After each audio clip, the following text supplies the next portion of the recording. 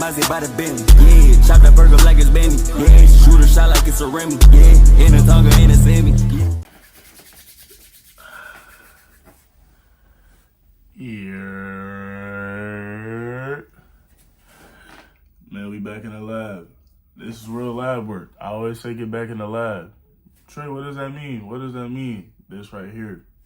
Now, if you want to grow, if you're serious about your growth, if you're serious about actually changing things and fixing things and creating a new identity, you're at the right place.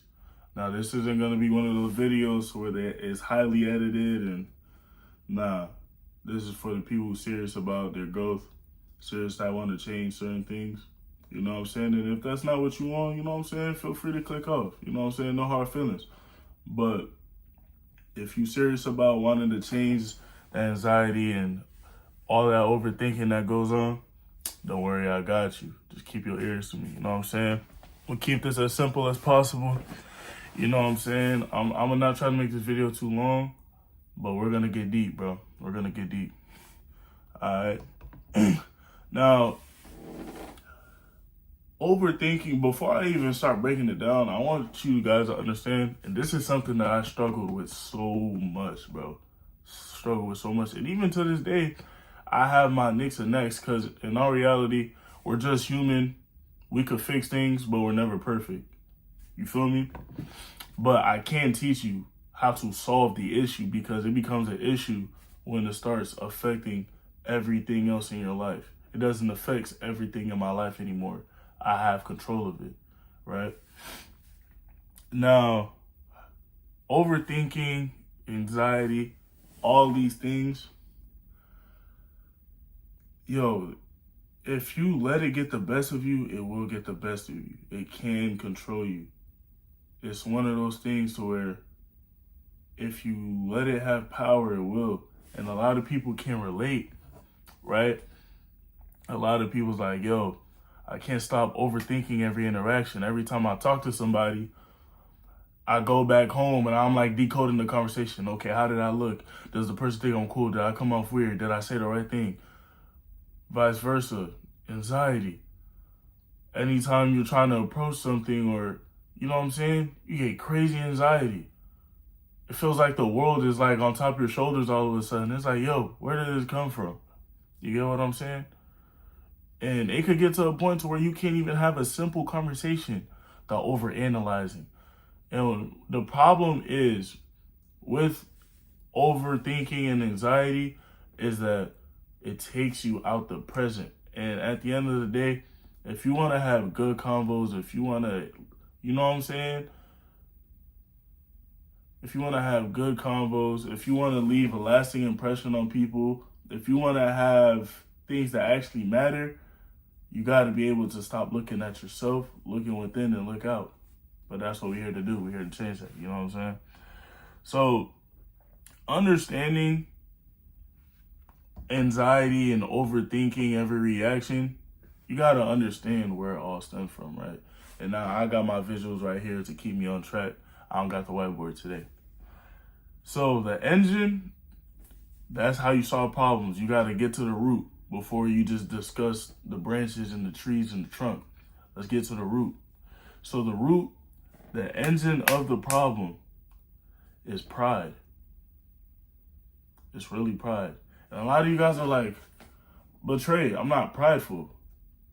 And I'm here to tell you, you probably are. See, we use pride as a way to describe arrogant, loud, obnoxious, those type people, you know, people who are overly about themselves, right?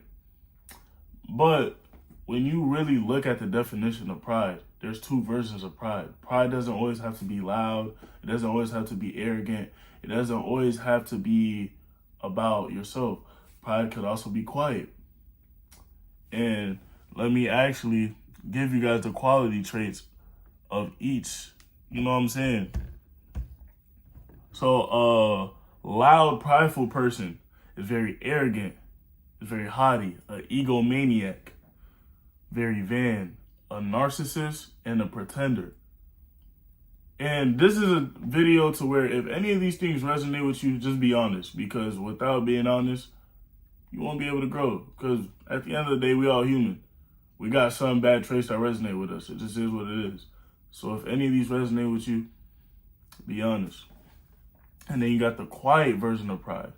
Reserved, very guarded, people-pleasing, conformist. Basically saying like, you're more about comfort. You know what I'm saying? You don't really do well with conflict. You just try to keep things very peaceful all the time. Insecure and very self-conscious. And I feel like a lot of people struggle with that, the quiet version of pride versus the loud version, right? So understanding now that the root to your overthinking every interaction, and the root to all the anxiety, and the root to why you can't just you feel like you can't just live, you can't just be present, you always got to calculate things, and it's starting to become stressful. Now you know that the root of that is driven by pride. But now let's go a step even deeper. Where does this pride come from? Am I just an unlucky human who's just been, like, pride has just been installed within me? Like, it just came out of nowhere? Like, just one day I just became prideful? And the answer is no, right? Let's take a look back at society, right? Let's take a look back of growing up and the conditions that we had growing up. It's a lot of fear that's been installed in us. It's a lot of peer pressure. It's a lot of expectations.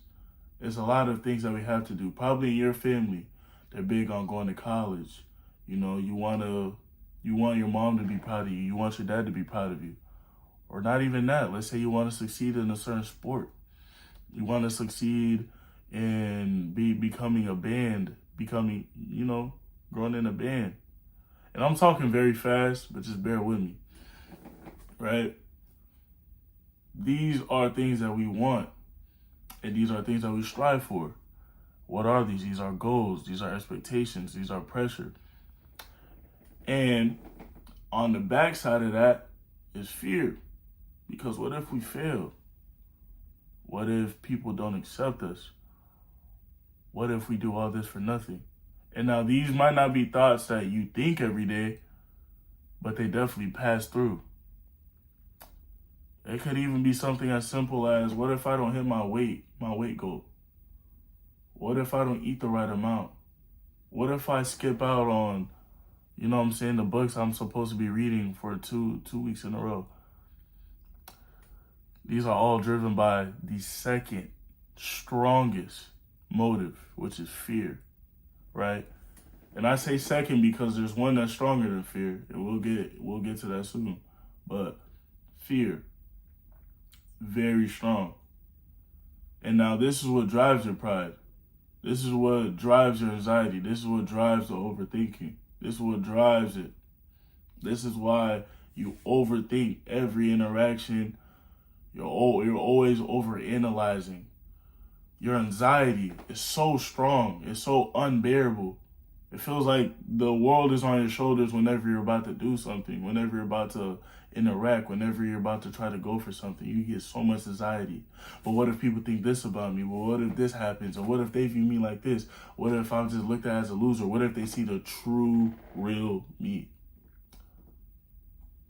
Which in all reality, which is the real internal question that the fear is rooted in. The fear is really rooted in the question, what if they see the true, real me? What if they see it?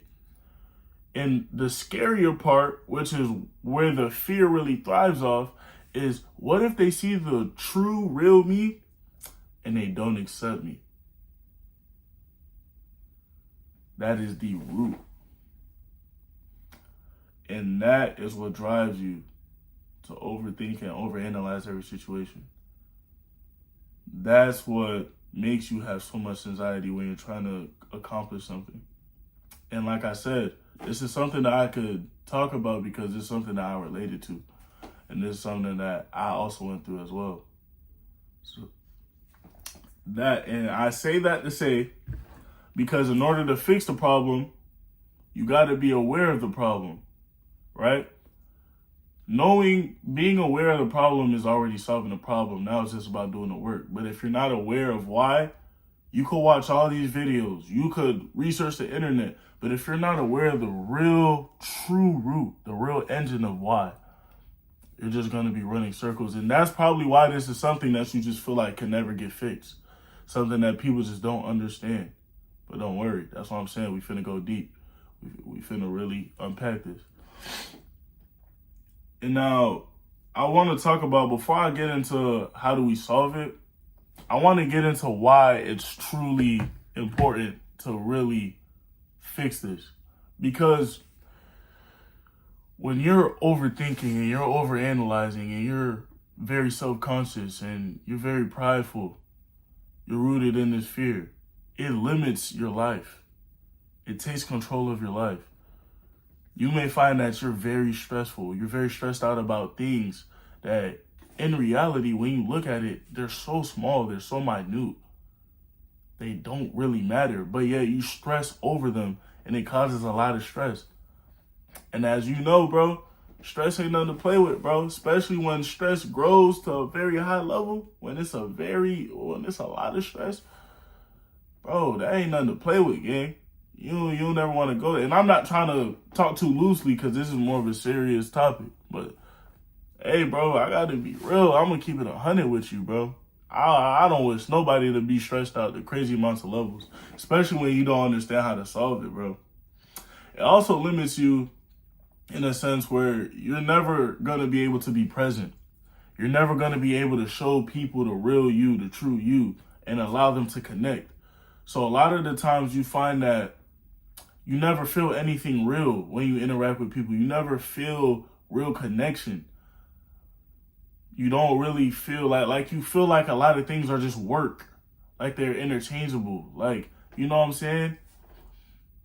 You don't really connect with people. You don't really, you know what I'm talking about.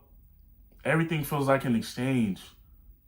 It sometimes even begin to feel like work. Like, I gotta talk. I gotta, you know what I'm saying? It really prevents you from being present. And I'm telling you, bro, when you're not present, not just being yourself, you limit so much of the bonds and the connections and the relationships and just the people that you can impact. You limit a lot of those. And so much to the point where you're not even aware. Because this is something that people can sense. Like, and people will not trust you as much if they feel like you don't trust yourself. Because this is something that's sensible. Like, as humans, we're able to send messages to each other subconsciously. And without knowing, you're constantly sending messages. Yeah, like, bro, I don't trust myself. I don't trust myself.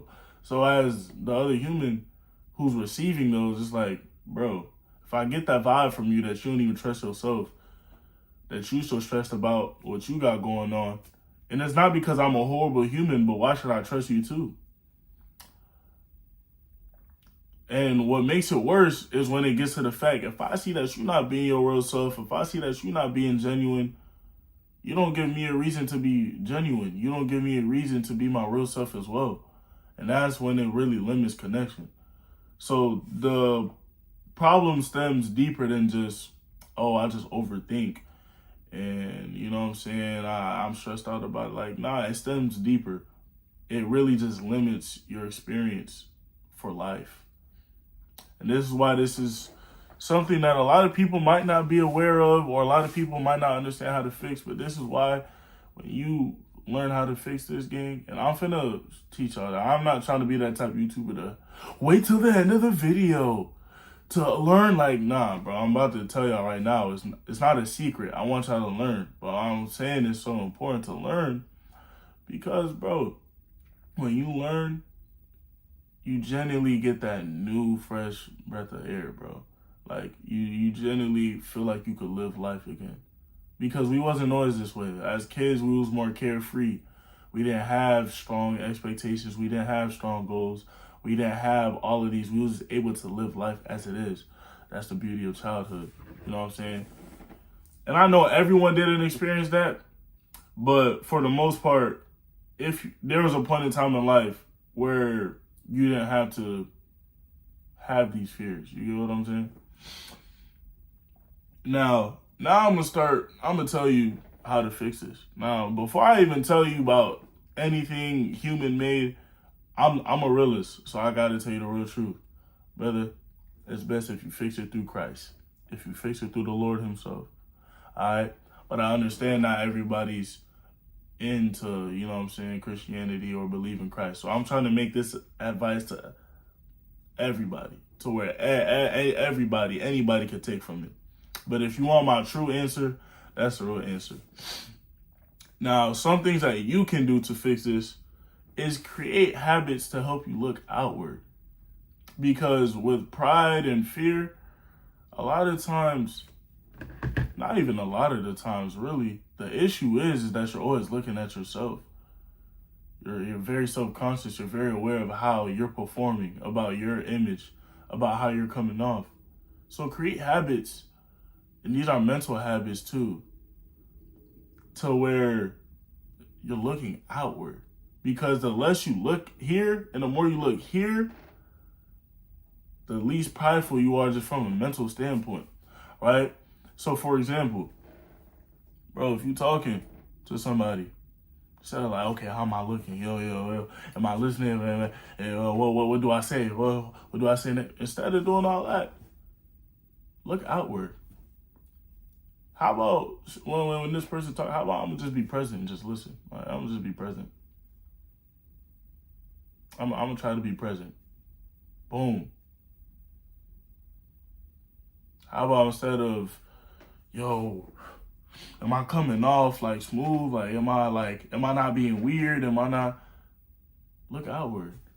What's something about myself? Okay, I'm a very funny person. Okay. So how about I just make this conversation light?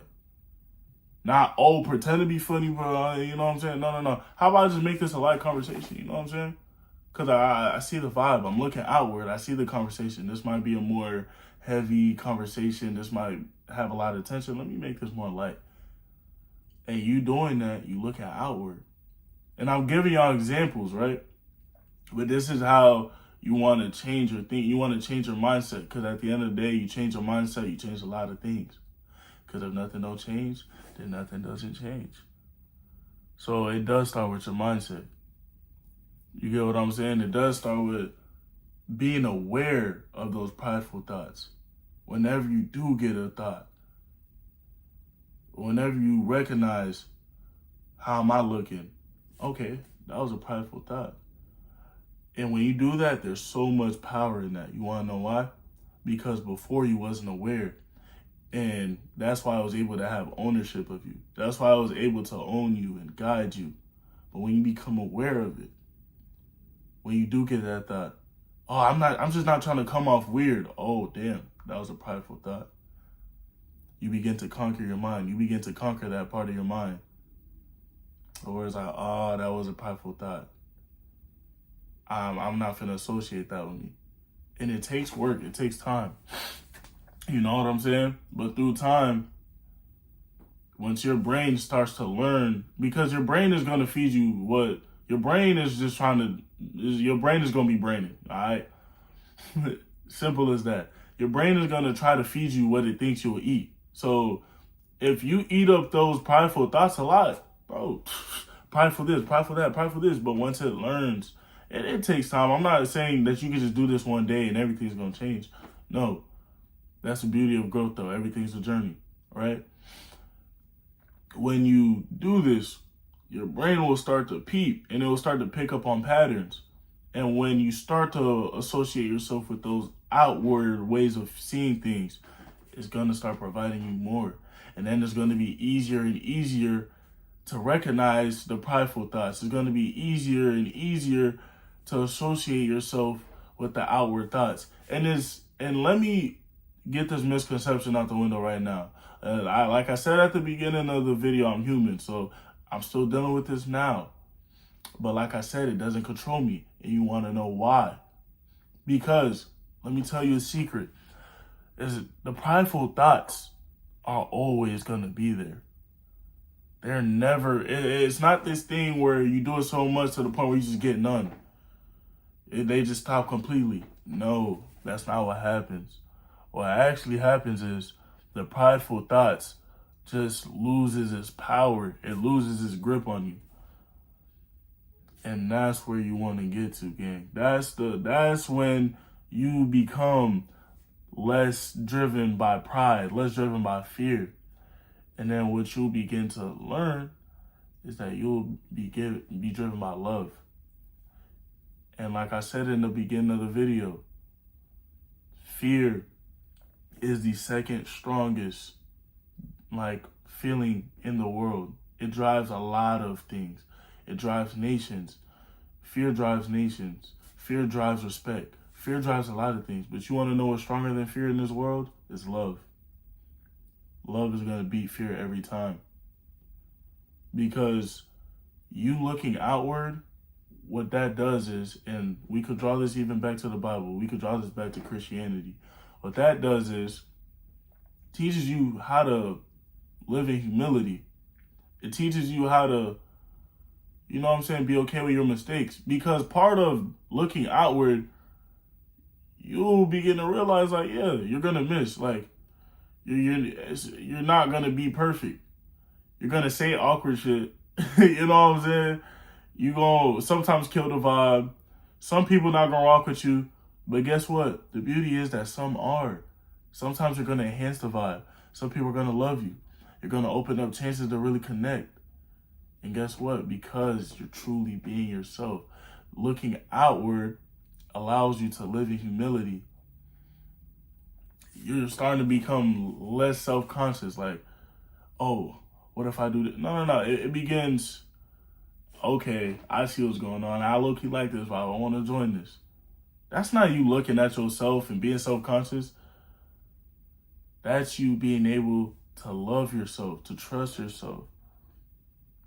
In all reality, that's what you're saying. When you're basically saying that I don't have to pay attention and be so conscious of myself and my anxiety and overthink, when you're telling yourself that I don't have to be that and I could just look outward and just look for other people, listen to other people and become present, you're telling yourself, yo, I'm cool. I'm grounded. I'm okay. No need for me to pay attention to myself. Seriously. It's the same thing. When you're a kid, your parents got to pay attention to you crazy. You know what I'm saying? You might put your hand over the fire in the oven. You know what I'm saying? You might draw on the walls. You know what I'm saying? You might eat stuff that you're not supposed to eat.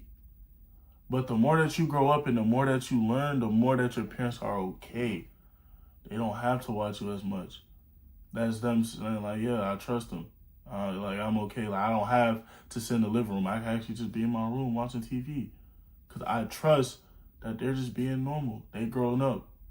And that's what you tell yourself internally when you start to look outwards. Right? Sometimes loving and trusting yourself is not always, hey, bro, I love you. I trust you. Which I'm not against affirmations. If anything, I do love affirmations. But sometimes communicating that is just through action. Actions are always louder than words. You get what I'm saying? I hope I tell y'all something today. This is something that I definitely wanted to talk about. If you learn something, man, you know what I'm saying? That would mean a lot to me. You know, that's why I make these videos in all reality. Part of why I started this channel. But you know what I'm saying? We lit. You know what I'm saying? Stay in the lab. This is good lab work. We was in the lab today. This is good lab work. If you stayed to the end, I hope you took something with you. You know what I'm saying? And shout out to you, bro. Seriously.